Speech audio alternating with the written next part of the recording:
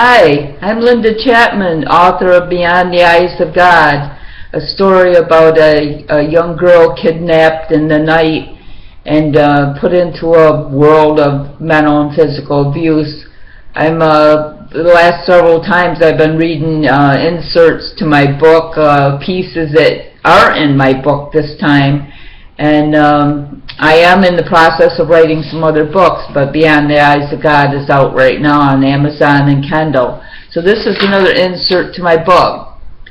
Today I feel like an old woman as my mother is today. I can only imagine the loneliness she must feel.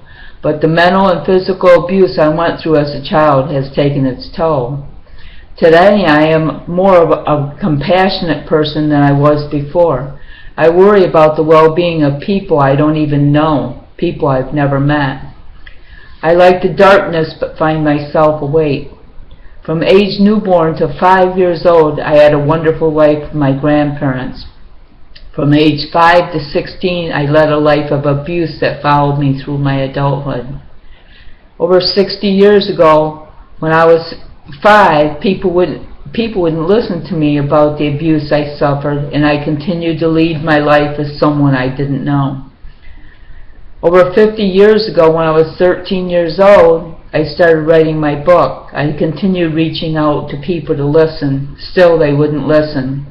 I have that problem today with newspapers and magazines, but I'm plugging on. I'm not going to quit. I didn't back then, and I'm not going to quit today. Over 40 years ago, I reached out to numerous celebrity shows that broadcasted. We want to hear from you. Tell us your story, but no one listened. I asked myself, why? Does it take a horrendous, unspeakable act before anyone takes action? Is it because we aren't all rich and famous that we have no fame? Is that why we are of no interest to them? 27 years ago, I met my husband. I have been able to lead a normal life. At least I'm happy now.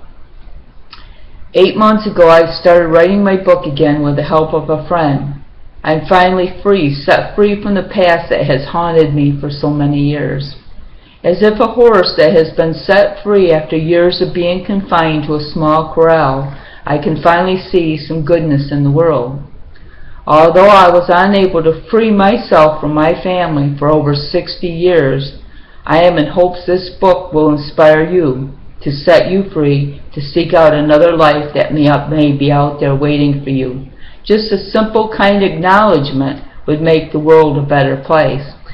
And that's an acknowledgement I've never gotten from my family. My family's still up there in upstate New York, living in the past, living in shadow, harboring their own families, trying to keep them safe from any of this knowledge of the life that I led. They just probably still in their hearts don't ever believe it ever happened, but it did. It's a very true story. There's not an ounce of falsehood in the whole entire book. It's from start to finish. It's true, and I just wish my family would give me some recognition and say, we're sorry, Linda, that this happened to you, but I don't even get that. I mean, I just recently heard from one relative, and I do know that I wasn't alone in all this, and that helps, and I thank them very much for that, because it certainly